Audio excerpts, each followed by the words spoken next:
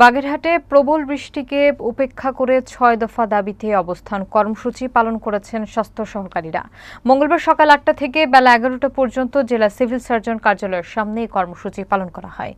বিস্তারিত থাকছে শেখ রাকিবুল হাসানের প্রতিবেদনে।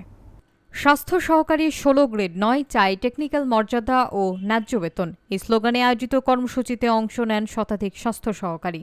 তারা ছাতা মাথায় ও বৃষ্টিতে ভিজে দাঁড়িয়ে মানববন্ধন, বিক্ষোভে মিছিল এবং অবস্থান কর্মসূচি পালন করেন। বক্তব্য দেন Bangladesh health assistant association Bagerhat জেলা শাখার সভাপতি এম আসলাম হোসাইন ফরাজি, সাধারণ সম্পাদক কে এম মাসুদ হোসাইন, রবিউল, সাইফুন নাহার, পার্থ, জাহিদ, রিয়াজুল, রফিক সহ আরও অনেকে। বক্তারা বলেন, স্বাস্থ্য সহকারীরা দীর্ঘদিন ১৬ গ্রেডে চাকরি করলেও তাদের পদকে এখনও টেকনিক্যাল মর্যাদা দেওয়া হয়নি। আমরা দেশের টিকাদান কর্মসূচির প্রধান বাহক, অথচ আমাদের ন্যায্য স্বীকৃতি নেই। তারা অবিলম্বে ৬ দফা দাবি বাস্তবায়নের আহ্বান জানান এবং দাবি আদায় না হলে পরবর্তীতে আরও কঠোর আন্দোলনের হুঁশিয়ারি দেন।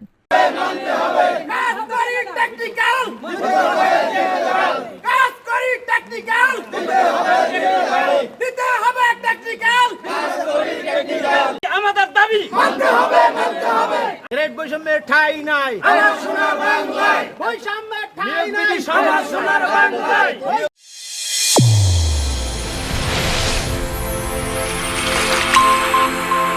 চ্যানেল A1 হৃদয়ের